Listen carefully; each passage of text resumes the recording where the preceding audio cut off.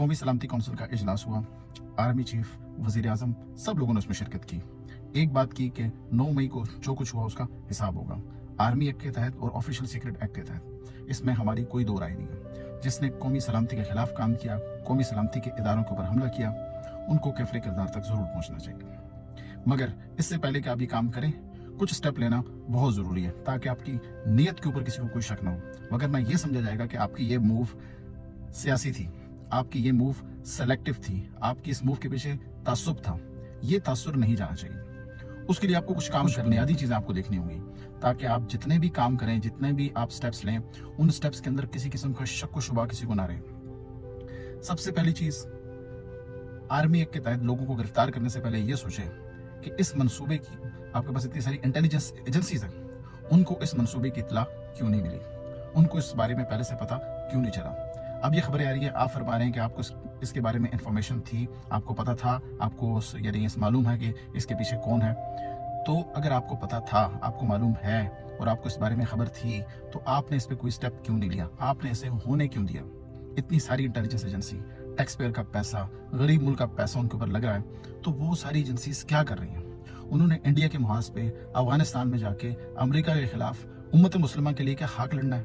उनको यही नहीं पता कि उनकी टांगों के नीचे जो यानी पटाखे फूट रहे हैं वो कौन कर रहा है, उनके अपने मुल्क में क्या हो रहा है। They don't know that what is happening on their back door. उनको अपने जो आंगन है या जो उसका पिछला हिस्सा है उसी में नहीं पता कि कौन है, उनको यही नहीं। तो सबसे पहले ऑफिशियल सीक्रेट एक्ट या आर्मी एक्ट आपकी इंटेलिजेंस के ऊपर अप्लाई होना चाहिए। उसके बाद इंतजामिया के ऊपर CPO, डिप्टी कमिश्नर, ये सारे लोग, इनके ऊपर आर्मी एक्ट लगना चाहिए, क्योंकि ये इनका काम होता है तहफ़्फ़ुज़ देना।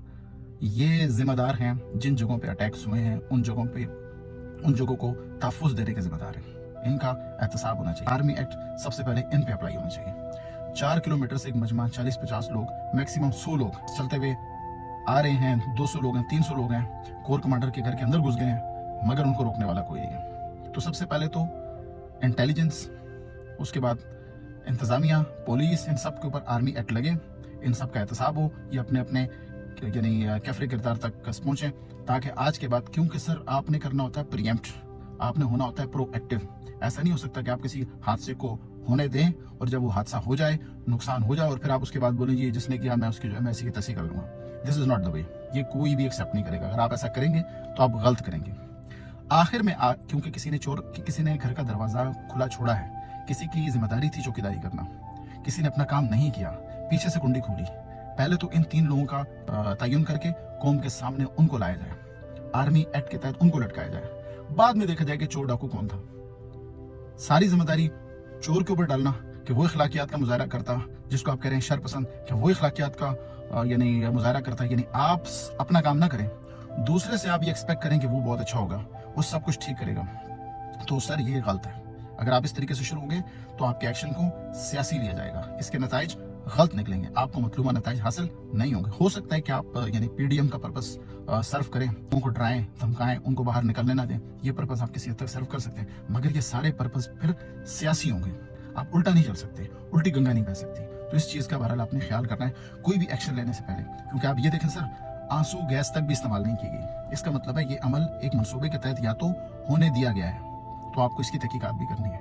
वीडियोस आ रही हैं, सबूत मिल रहे हैं कि लोग, मशकूक किस्म के लोग वहां पर देखे गए हैं। इंटेलिजेंस को इन मशकूक लोगों के ऊपर अपनी रिपोर्ट देनी है, उसके बाद आपने चोर डाकू वाली सारी बातें करनी है। क्योंकि अगर ऐसा नहीं है, या तो फिर आप ये माने कि आपका एक सम सॉर्ट ऑफ ट्रैप, आपने जानबूझ के कैसा ग्राउंड, आपने मैदान को जो है ना यानी खुला छोड़ा था ताकि ऐसा हो, फिर आप उससे अपने सियासी मकासद को हासिल कर सकें, या तो आप ये माने। अगर आप ये नहीं मान रहे तो आपने इन चीज़ों को एंटिसिपेट क्यों नहीं किया? ये किसकी जिम्मेदारी है? किसने इस बात का हल्फ उठाया? किसने इस बात का तयन किया कि हम चीज़ों को एंटिसिपेट करेंगे? अगर आप ये नहीं कर पाते तो दुनिया में आप जो सोफिस्टिकेटेड किस्म की वॉर हैं, 3rd generation, 4th generation, 5th generation, 6th generation war है, आपने वो क्या हाक लड़नी है? साइबर सिक्योरिटी, इंटेलिजेंस के हमले, 50 साल मनसूबे, 100 साल मनसूबे, आपने क्या बनाने हैं कि अगर आपको अपने हमसाए का नहीं पता कि वहाँ पे क्या हो रहा है? तो सबसे पहले तो जो एक कलेक्टिव फेलियर है हमारे इदारों का, आपको उसका तयन करना होगा, उनका मुहासबा करना होगा, उनका एहतसाब करना होगा। उसके बाद आप जाएंगे कि किसने गलत काम किया है। You should not go the other way around. Sir दूसरी इंपॉर्टेंट चीज जिसके बारे में आपको सोचना है कि ऐसा क्यों हो गया कि आपसे मोहब्बत करने वाले लोग आज आपसे नफरत कर रहे हैं, आज आपसे हकारत कर रहे हैं, ऐसा क्यों हो गया? ऐसी कौन सी बुनियादी गलती हुई? पिछले आर्मी चीफ कमर जावेद बाजवा साहब ये गलतियां ऑफिशियली रिकॉर्ड के ऊपर खुद कह के जा चुके हैं कि हमसे गलतियां हुई। हमने माजी के अंदर बहुत सारे गलत काम किए जिसकी वजह से लोग हमारे खिलाफ हैं। ठीक है, आप उससे एग्री करते हैं, नहीं एग्री करते तो उस स्टेटमेंट को रिवर्स करना होगा। उन्होंने ये statement as a army chief दी थी। फिर उन्होंने कहा था कि अब हम सियासत के अंदर मुदाखलत नहीं करेंगे क्योंकि हम मार भी खा रहे हैं और लोग हमसे नफरत भी कर रहे हैं। तो क्या आपने अपने आने के बाद इस चीज़ को देखा, काउंटर किया, इसका कुछ यानी सद्देबाब आपने किया? अगर नहीं किया तो इसका कुछ ना कुछ सद्देबाब आपको करना होगा।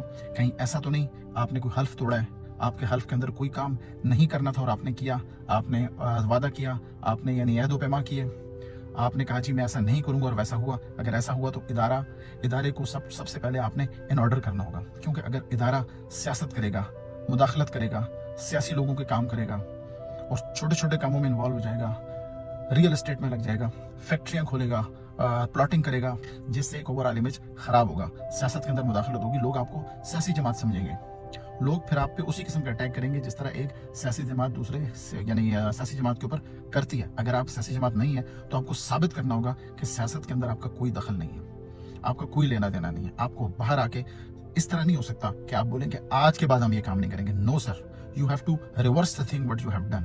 Okay, then you have to come to a social contract that it was end what has happened. From now there is a new beginning.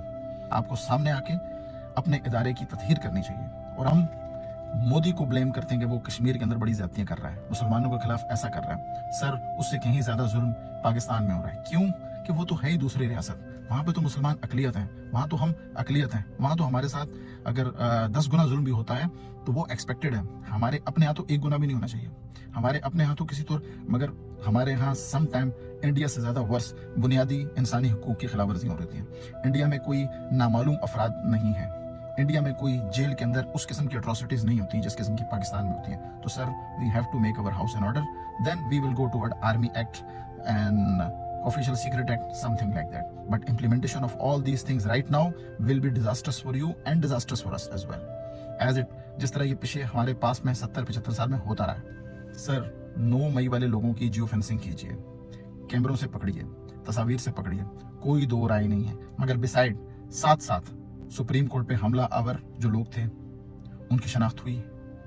Peshawar में फौज की 10 लेयर्स को तोड़कर दहशतगर्द अंदर जाकर 150 बच्चों को कत्ल करके पीछे से निकल जाते हैं, उसका कुछ हुआ? इतना बड़ा इंसिडेंट हो गया, उनको आर्मी एक्ट के तहत पकड़ा गया, उनको ऑफिशियल सीक्रेट एक्ट के तहत पकड़ा गया, उनका एहतसाब हुआ तो कौम के सामने लाया जाए, ना कि हमूद रहमान कमीशन की तरह वो रिपोर्ट जाके कहीं इंडिया में पब्लिश हो। नो सर, उसको पाकिस्तान में पब्लिश करें ताकि आपकी इज्जत बहाल हो, आपकी साख बहाल हो, लोग आपकी इज्जत करने लगे।